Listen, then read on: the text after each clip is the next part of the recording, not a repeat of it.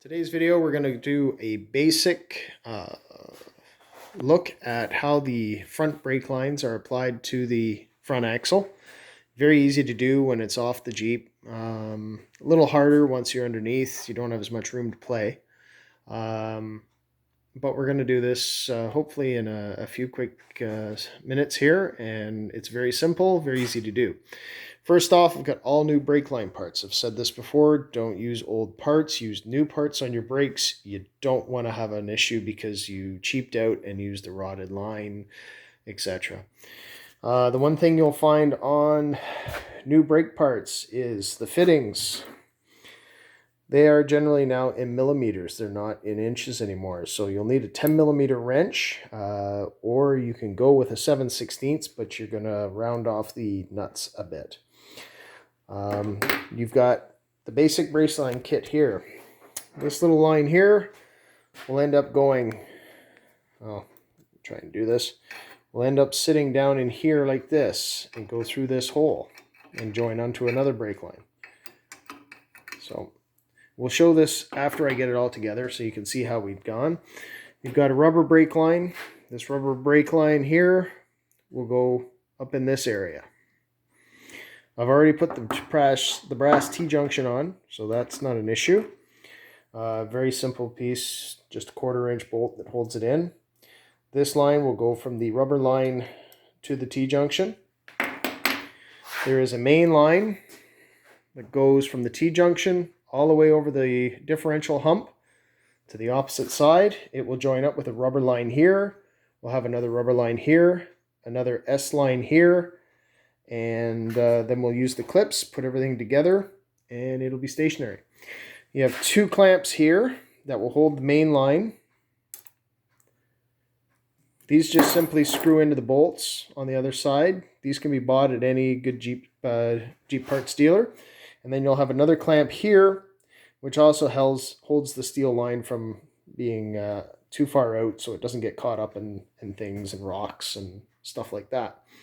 Anyway, we're going to pause this for a bit. I'm going to start putting things together, and we'll come back and I'll show you how it works. All right, so my first step here is we're going to put the S line in, which I've done. You can see a little bit of white there. That's pipe dope. You want to use some kind of thread sealant on these. There's some good quality automotive thread sealants for fuel lines, brake lines, things like that. You don't need a lot. You just need a little bit on the threads that go into the ports. You'll notice that it is in the bottom port on the back of the brake cylinder. All right. Remember, your top one is your bleed screw. The bottom one is your line in. Now, to make getting this line on easier, you can take off your bleed screw so that you have a little more room, especially if you're working under your car, or under your Jeep. This is a difficult spot to get into. It's a very small part. Right now, everything's loose. You may have to bend these lines a little bit. Use a pair of pliers, very gently grab the nut, and just give it a little bend up or down, or whichever way you got to go to get everything lined up. There's a clip here that will go here, all right? But you don't put this in until you've got all this secure, both upper and down. You want these nice and snug. Once that's done, then you can put your clip in here that holds the brake line.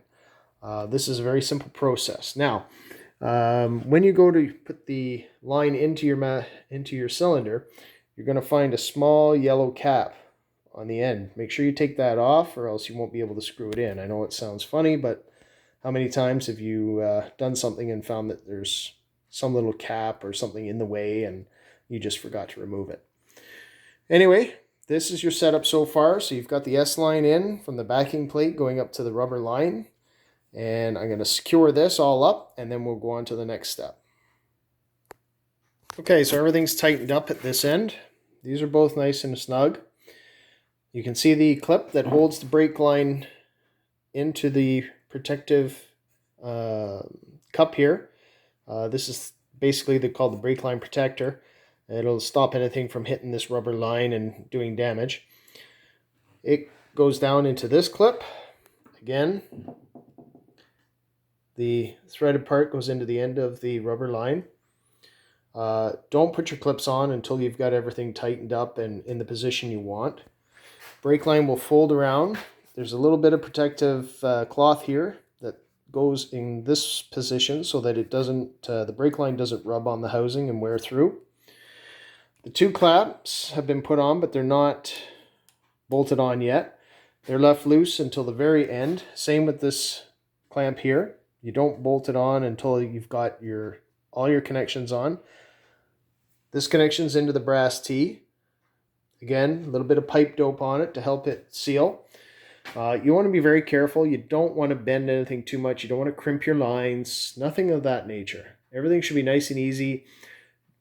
When you're bending something, try and put a rubber line on it so that when you grab it with your pliers, you don't necessarily bend it. This piece of rubber here has been split so that it slides right over top of a brake line.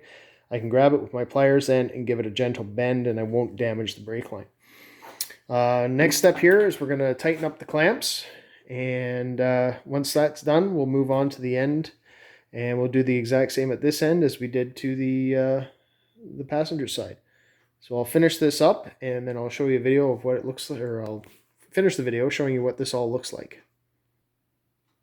Something else to mention here is these S lines that go between the backing plate and the guard.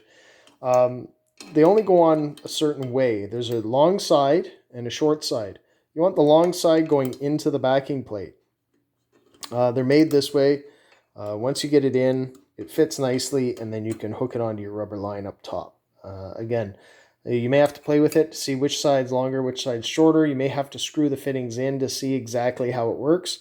But try and locate the longer side, and that's the side that goes into the backing plate. So we've got the S-clamp in. You can see it's not quite touching the backing plate, but there's a little bit of a space there, so that's fine. That's what you want. You don't really want it touching if you can avoid it. The clips are in. You can see the position of the clip. The outer edge flips away from the backing or the protection plate. The same thing goes for down here. What that is it gives you a position to put a screwdriver on or a pair of pliers to pull that clip off. It's just a handy feature on these. This pipe here had to be a little bit adjusted, a little bit bent to get it to fit properly. Again, using a piece of rubber hose, we just simply put the rubber hose on the pipe, grab it with our pliers and give it a gentle twist or a pull just to get it into the correct position. Once that's done, we secure everything up again with pipe dope on the threads. Clamps are all put on now. You can see this clamp here is all set. You can see it's on the loom here so that it protects the line. Same with these ones on the differential. Bolts are put back in. The line is held in place. Everything is nice and secure. Where this line does touch, there is the protection here. And everything is set. So there you have it. You have your basic assembly. You can now mount this right to your Jeep, and you can finish your brake lines once everything is put back into where it's supposed to be on the Jeep. Once the axle is mounted and everything's clear, you can add your brake lines, and this is where the fluid will be coming in. This will be coming from your master cylinder eventually. So hope this helps you out a bit. And, quick 9-minute video on how to put on your front brake line. Very simple, just have to be slow, gentle, and don't overstretch your lines.